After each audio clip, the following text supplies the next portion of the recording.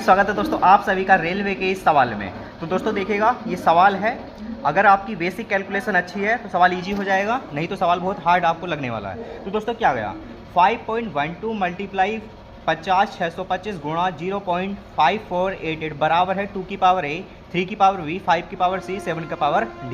हमें बताना a plus b plus c plus d की वैल्यू।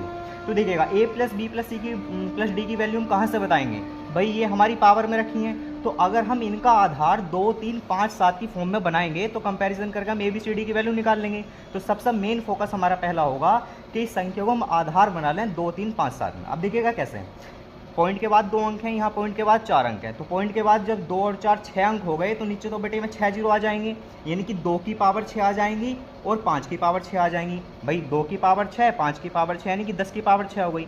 अब संख्या बन गई ऊपर 512, यो बन गई 5488। तो 512 क्या होता है अपने आप में, 128 होता है 2 की पावर 7, 256 2 की पावर 8 और 512 2 की पावर 9। तो इसे 2 की पावर 9 लिख लेंगे।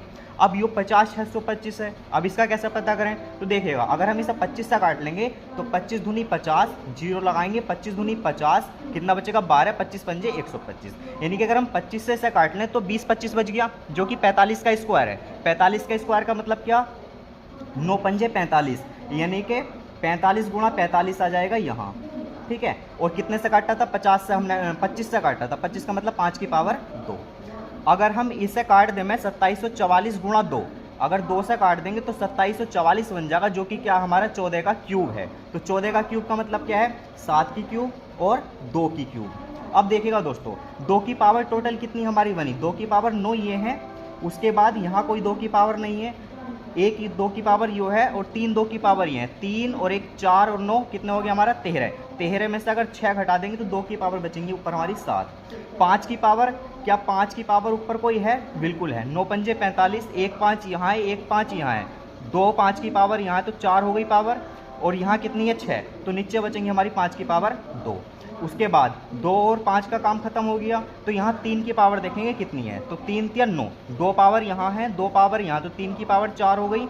उसके बाद और कोई पावर है क्या, नहीं है, तो 3 की पावर हमारी 4 बच गई। अब 7 पाएंगे तो 7 की पावर कितनी हमारी 3 है, ठीक है, ये हमारा बच गया। बराबर तो ये चली रही है 2 की पावर a, 3 की पावर b, 5 की पावर c, 7 की पावर d। अब यहाँ से कंपैरिजन कर लो, देखो भाई 2 की पावर 7, 2 की पावर a, यानी कि a की वैल्यू कितनी आ गई 7, यहाँ 3 की b, 3 की 4, यानी कि b की वैल्यू कितनी आ गई 4, यहाँ 5 की कितनी है c पावर है, और यहाँ 5 की कितनी है 2 पावर, तो ऊपर जाके माइनस की हो जाएगी, यानी कि c की वैल्यू -2 हो गई, और d की वैल्यू कितनी हो जाएगी 3 हो जाएगी। यहाँ सवाल में पुट कर देंगे क्या